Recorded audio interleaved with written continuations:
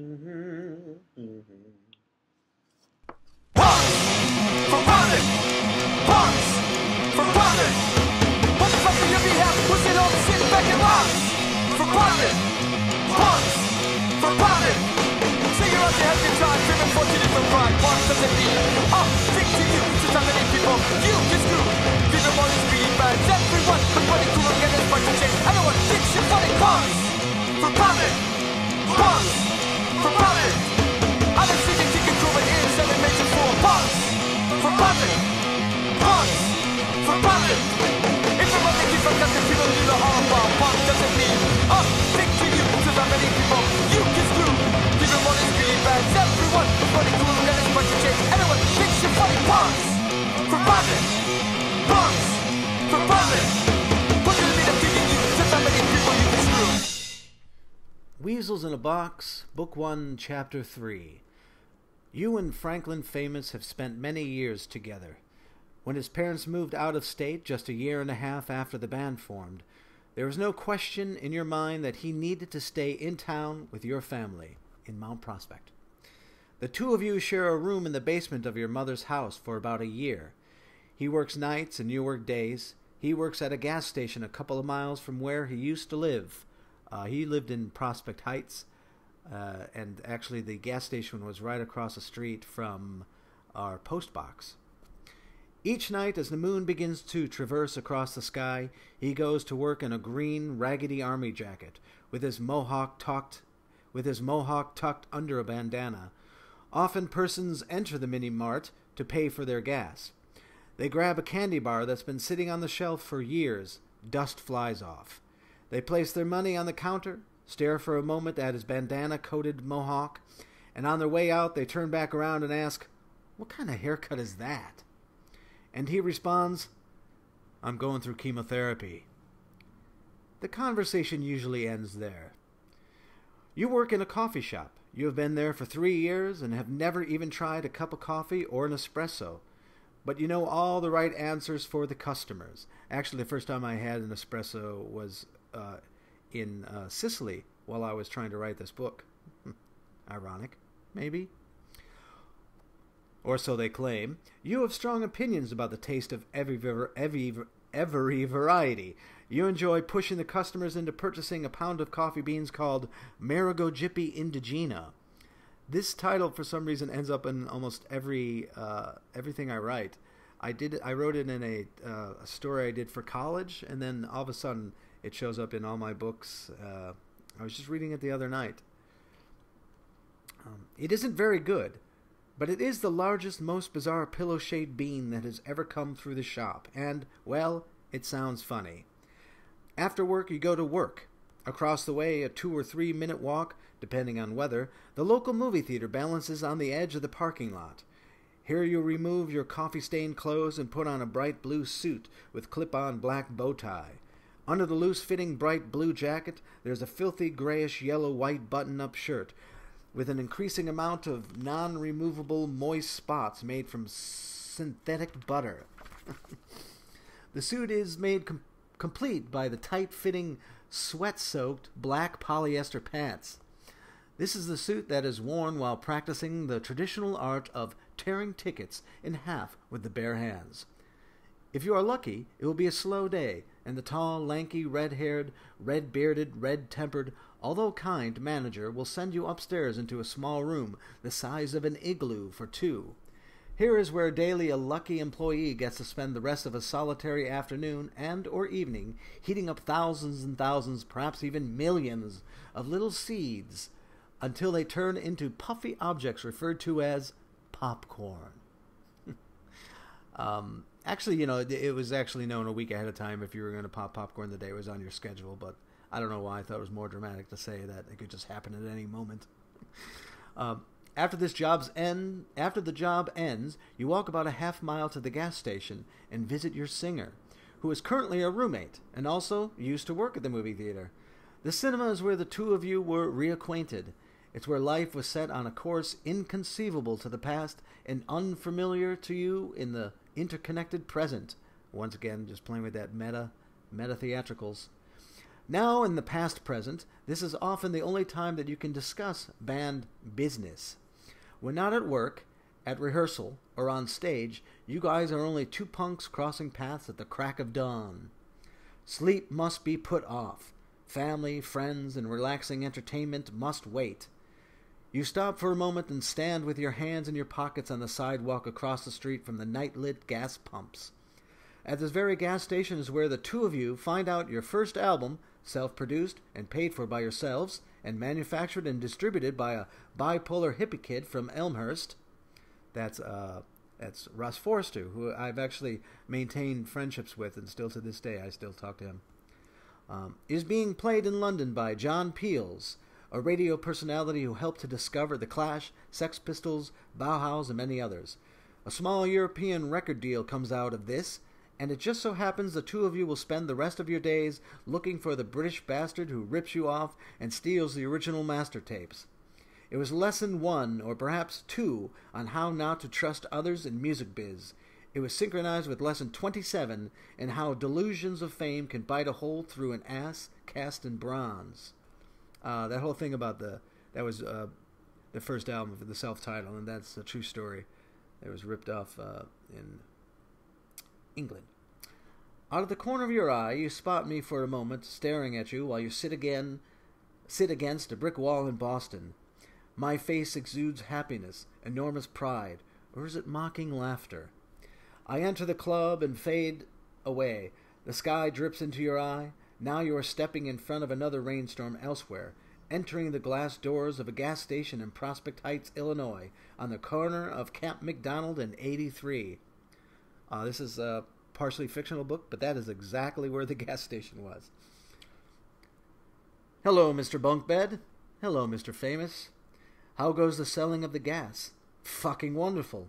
And then, as if on cue, want something to drink? Sure do. You grab a cup, and as you press the Coke buttons to fill it to the brim, you look between a tape kiosk and a Slim Jim stand. Mr. Franklin Famous is behind the counter, leaning over what appears to be a paper, reading, scratching his head through his bandana, with a pencil in his hand and chain smoking with the other. He's either reading the newspaper or working on song lyrics. It is even quite possible he is attempting to do both at once. That's the kind of multitasking, eccentric whippersnapper he is. Whippersnapper is actually a word that Ben used to use. Always within arm's reach of a yellow notebook full of lyrics and lists of things to do and things completed. He was very, I wouldn't really say obsessed, because it wasn't an obsession, but it was something he was adamant about doing, and probably still to this day. Is he always had lists that he would check off the things he had done. Always very printed very clearly in pen. Run Into a Wall Records wants to meet with us. They want our record, he says without lifting his eyes from the newspaper and or yellow notebook. You are not quite sure what this means. The band started in a garage, and that's where you were sure it was going to stay. Just the idea of recording a record sent the two of you into an ethical dilemma. Would making an album turn this adventure into a business? It was a real concern. The band's first album was called The Complete Unknowns Make a Record. It was only available on record. There were no CDs. There was only talk of a thing called DAT. The album was recorded in one night, 27 songs recorded and mixed in one caffeine-riddled, feather-footed, bungle-forgiving, cut-rate midnight package deal. How could that be worth anything to anybody? Who would they be interested? Why would they be interested? Why would the Complete Unknowns be interested in them? See, I changed our name over the period of the book. At this time, we were called the Complete Unknowns. The record has already sold more than 1,000 copies in the U.S., and by some freak accident, that old-timer English DJ has gotten a small following over the seas brewing for the band. It is more than what was expected. I fucking don't like the look of it. What do you want to do?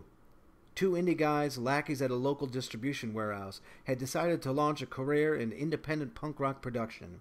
They put out the word and gathered together a few up-and-coming, naive Chicago bands. You smell trouble, too, but are a little more willing to pursue this avenue and see what they have to say.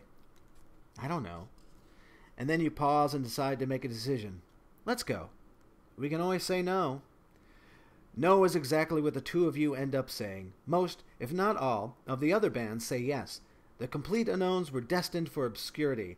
But how could anyone say yes to a man who, as a secretary, sends you into his office after a half-hour sitting uncomfortably in a waiting room while he engages in overtly contrived busyness?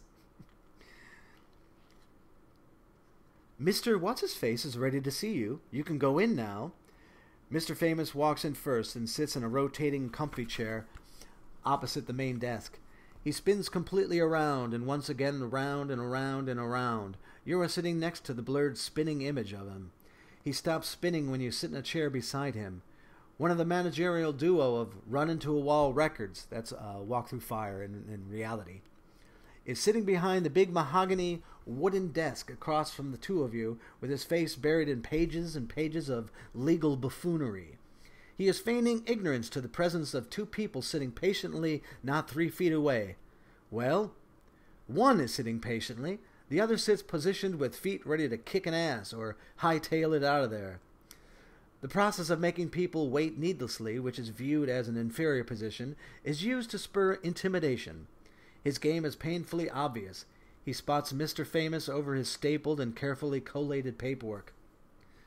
I'll be right with you. The two of you look at each other and laugh. The partner, the second of the managerial duo, the good cop, wanders in minutes later. He sits on the edge of the big mahogany desk with band's independently released records in his hands. With your band's independently record release in his hands. After a few painful moments of congenial suits full of oil handshakes, the man with the perm behind the desk, donning his silk black disco t-shirt and shades, leans back in his chair, places his legs on the desk, crosses his arms, and says, "You guys got the buzz." That is the beginning of the end. And yet, he goes on. That's once again another true thing. That was what he said to us. You guys got the buzz. We are prepared to offer you professional distribution. Do you have any idea what that means? Mr. Famous puts his legs on the mahogany desk right next to the other pair as if he was proposing a friendly game of footsie. No, I don't know what that means. Franklin then looks at you and says, "Honey, do you have any idea?" No, dear. I'm just here to look pretty." We have no idea. The two of you know what they end up meaning, but what does it signify while sitting there across from them? Instincts and integrity, that's what you and Mr. Famous begin to nurture. Out of dung heaps and slime rises an ethical world built out of brick, pain, pride, spit, agony, euphoria, financial success, and frightful, anxiety-ridden periods of self-confidence-shattering debt.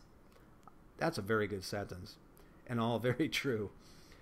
Sure, you know what it means. It means most of the world is prepared to rip your nose off your face and shove it up its own ass until it grows putrid, primed and ready to shit out and flush down a toilet, too small even for a one-room studio in New York.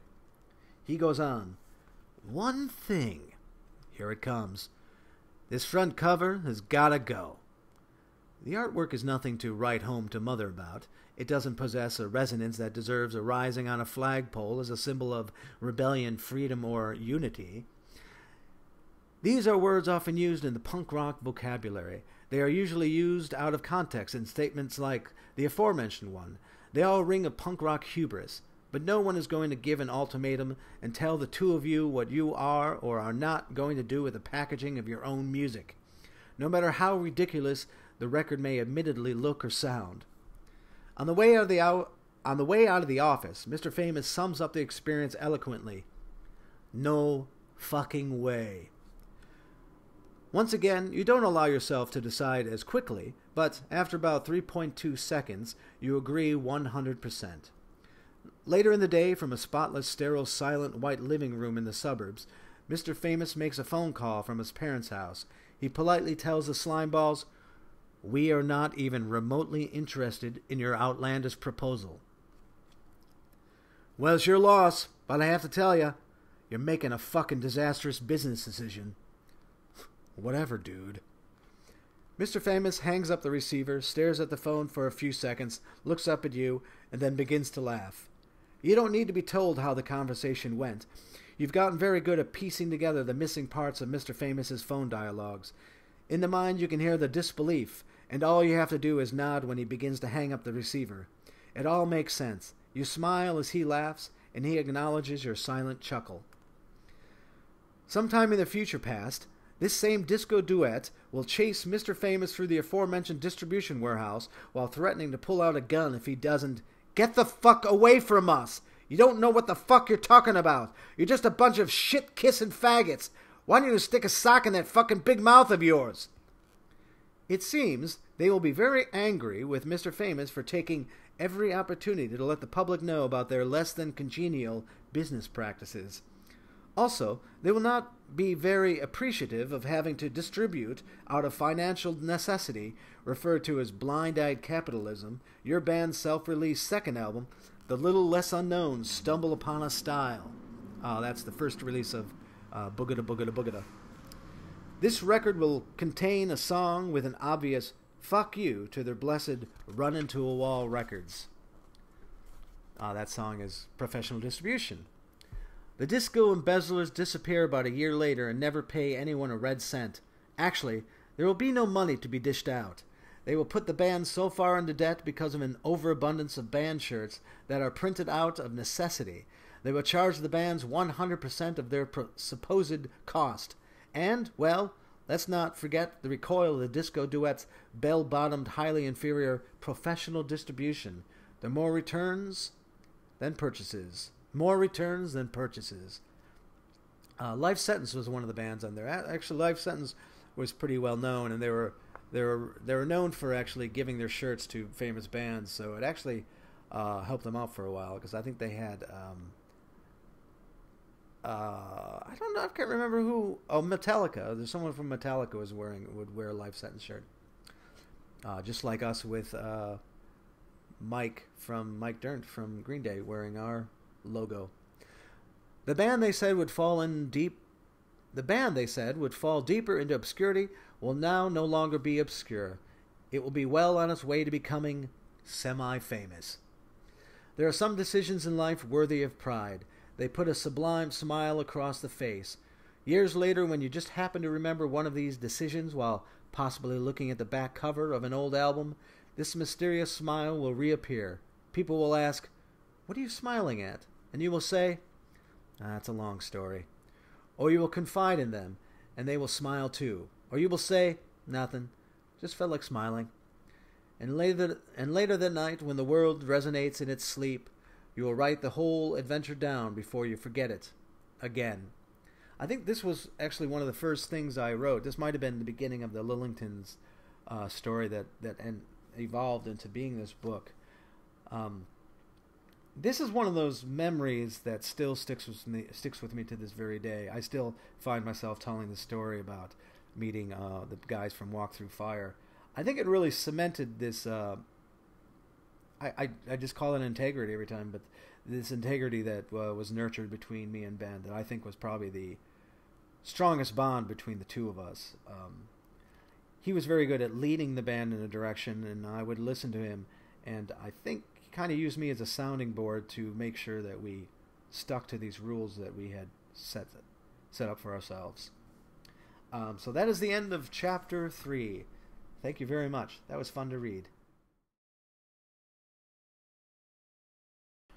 No real addendum needed for this Chapter 3. Seemed like it read pretty easily, and it's one I said that I often talk about often, so I pretty much remembered it pretty well. But I will say that please, if you are enjoying these, please write comments in the down below. And if you want questions answered about things that I've read, I will add those into the addendum before, or maybe the preface before each episode. So please correspond with me in this. I might be moving this over to Twitch so I can respond live with people, and then I will record them to be put on YouTube a day or two later. I'm doing this, of course, for two reasons: because I want some in-the-moment reactions from people, and I wouldn't mind getting some donations for this project. Which is a lot of fun to do, but, you know, guy's got to make some cash. So thanks for listening. Bye.